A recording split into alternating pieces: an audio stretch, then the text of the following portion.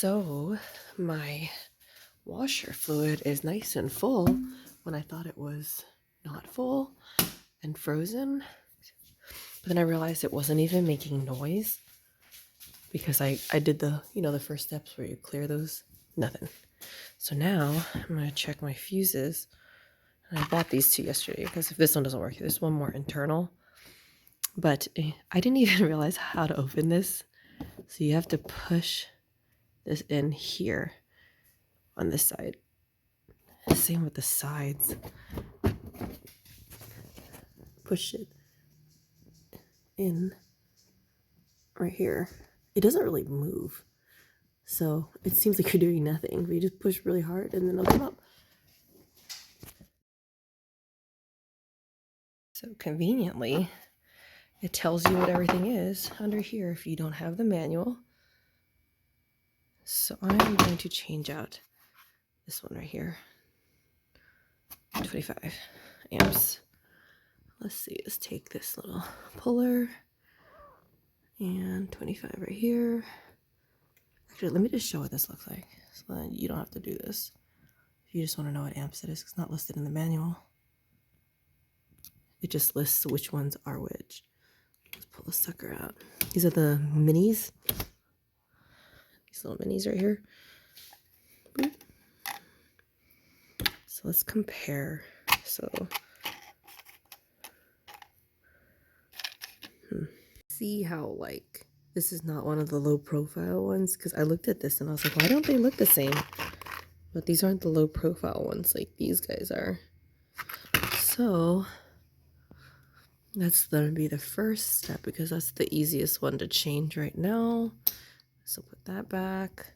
I mean, it doesn't look like it's broken, so I don't think this one will do what I'm looking for. Yeah, it doesn't look like it's broken. Let's see if I can get it better. Yeah, looks fine. So that's probably not going to be the one, but we'll see. Actually, I'm going to just borrow this one in case I do have to do the inside one, because it's easier to open and close this than it is to, like, there's nothing for the one underneath in there. So I'm just going to borrow this really quick. Truth, does it work? Nothing, not even a sound. This isn't a manual, so let's see, this is just the pages. Here we go. This is the one I want to get to. I think this one. This is a relay though. Oh no, sorry, this one. I want to get to right here. This one. I think it's in here. So I just gotta figure out how to get into there. Future me forgets how to put this back on. This on the bottom side has the teeth for this white gear in here, and as I insert it, it will get stuck here. So rotate the gear while you line it back up in here with your finger. See, it's stuck right now, but if I reach back and twist the gear up a little bit, it'll go. So that's how I reline this in case I forget later on. The air filter is like so easy to take out and replace. Why the heck do they charge so much money? Ew. Oh, I better replace that thing. That's funny. They charge so much money for that. That took like 2 seconds to do. That's funny. That's the air filter while I'm in here, so I don't forget. And let me see if I could just have this. Maybe the store has it in town. Well, I think I'm a hoot and a half because I realized that this was the top view up here. And yes, great, I can get my cabin air filter out in 2 seconds. Easy peasy. But that's not where the fuses that I need are. Use there. And if you go under, just, don't take that out. Just see this one here, this panel? Mine was already kind of down like this, so just, yeah, I didn't even realize this was here until I looked down and saw it was already hanging down. And if you look up, pull this, it's gonna get stuck on the carpet a little. There's no other screws though. It's just a flap. See? There's no other screws. This one prong here is kind of holding it. And then you can see right here. Let's see if I can get a better picture. This is the same one in the book. So that one is this picture on page 1034. And I want to change this one. So you'll notice which one's which, because this one has 2 here. This is 3, so I want to find that one. And does this agree? Whoop. Yep, and this one says it's 10 amps for the front windshield wiper. So, okay, so now I've moved my seat all the way back and I'm pretty much laying in here. It also helps that I'm like 5 feet tall. So, let's see if this puller can even reach. I just have to go to some handy dandy tweezers. Finger strength.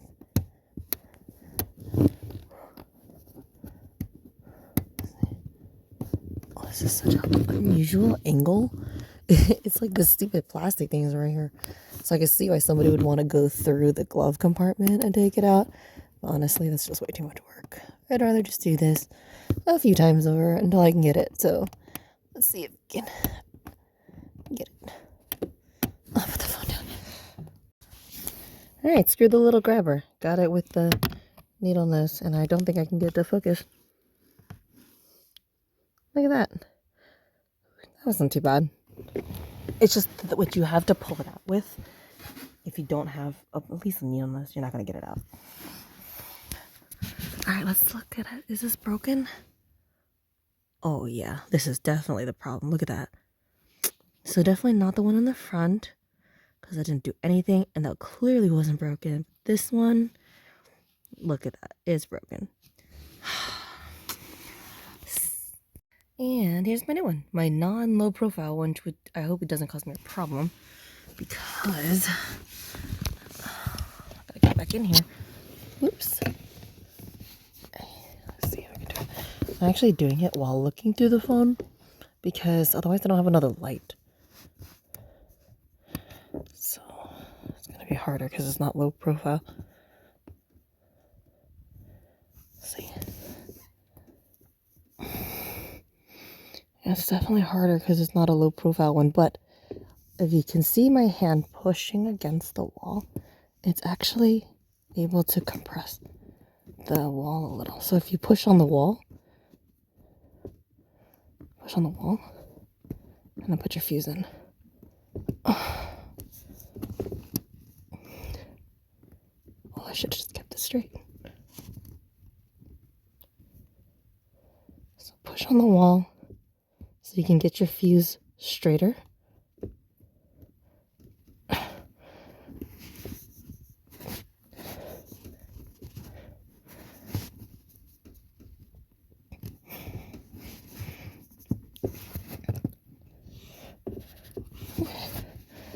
That's going to be annoying because you know that's going to be chafing it at some point because it's not low profile, so it's going to stick out that far.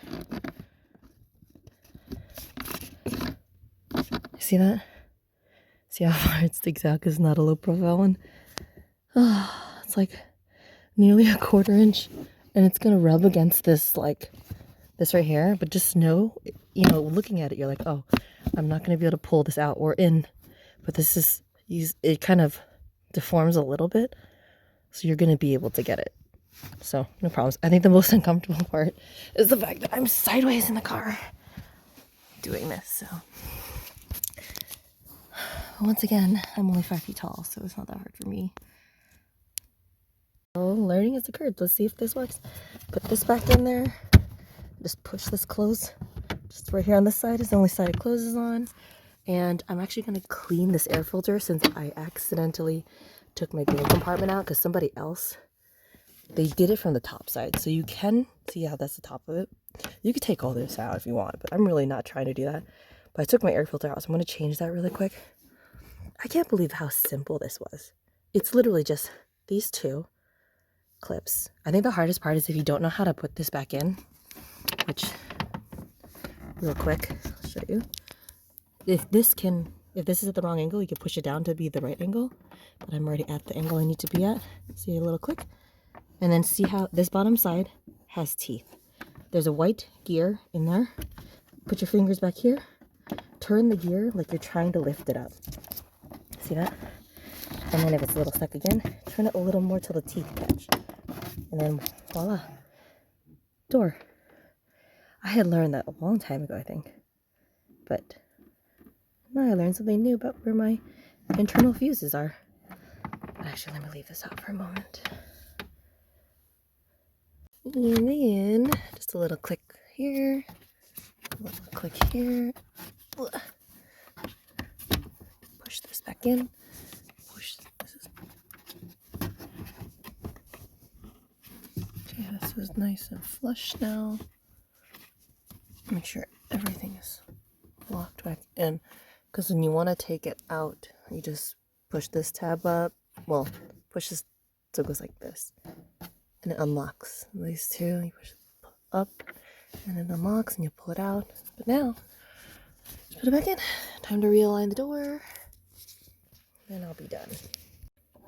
Okay, teeth underside.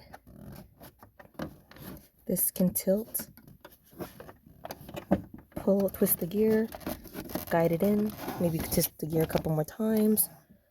And then, let me get it right back to where the holes align, and then I'm gonna actually put the knobs back in. This was just, you just place it in, and it has like a fitting. You see a little bit of a groove, so you have to kind of place it in this way and then turn it. Otherwise it looks, you wouldn't be able to get it in straight. So you just turn it, and then you just turn it to the right all the way to lock it in place. So that was easy. And now, boom. Let's go test it out. Of truth. Yes, it works. Oh my gosh. Okay, so first thing I did was, does it make noise? So if it does make noise, I unclogged. But if it didn't make noise, I did the fuse that was under the hood, and that was clearly not broken. Then I did the internal fuse, which is under the glove box, and that worked because that one was clearly, that fuse was blown out.